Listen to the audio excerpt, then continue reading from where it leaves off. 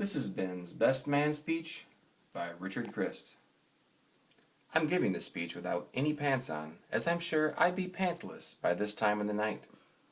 I don't know what is and what is not fair game in a best man speech, but this one is about friendship, stupidity, and love.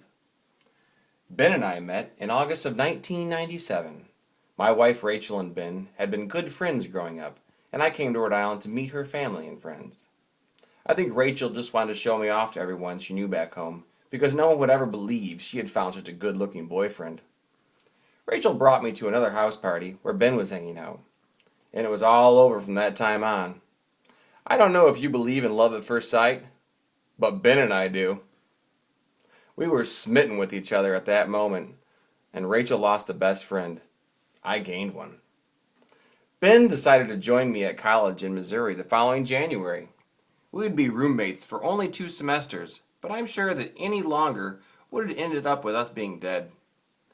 In college, Ben and I looked for ways to entertain us, many times at the expense of others. One of our favorite pastimes would be to prank call the whole student body Saturday nights after 3 a.m. We would use voices like Tooth Fairy Jesus and Cowboy Devil. Jesus would always encourage the kids to go to church in the morning, while that old devil, he would call them right back and urge them to sleep in. One of our favorite responses was when one guy told us he didn't appreciate us making fun of his Lord and Savior, and that he was going to kick our asses. We were especially proud of what we did to one of the most handsome and popular piano players on campus. We called him so many times and set up so many blind dates for him that he stopped answering his phone. Off campus, we would take it up a notch. We liked to make pipe bombs and blow up Hasbro toys from our friends' childhood. One night, Ben had a great idea to light the remaining gunpowder he had piled up with a cigarette butt.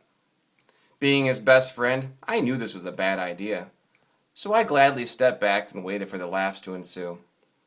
It was like a pyrotechnic display at a Kiss concert. Well, there must have been an angel's wing between Ben's face and that explosion of gunpowder, because he only scorched his hand real bad and lost an eyebrow, saving that beautiful strawberry blonde hair he had. Another fantastic adventure was shagging behind a van in an open field without any snow. We were like a 2-man bobsled team, only the sled was acting like a blade, shooting grass into our faces just like razor blades. Finally, on an extremely fast turn, Ben lost hold and took leave from planet Earth. It was over in seconds, but it was amazing to see human flight. Luckily, Ben broke his fall with his least valuable body part, his head. Then he proceeded to cartwheel across the rest of the field. Ben has had lots of luck with angels watching over him. How else would he ever find such a great woman as he did in Jen? She is fun, kind, loving, smarter than Ben, and I told him to marry her quick before she got tired of him. Any woman that can live with Ben and still love him is special and should be cherished. Jen and her family are already changing Ben. Now, whenever I call, it sounds like Pauly D from the Jersey Shore. Words like maupine and gabagool.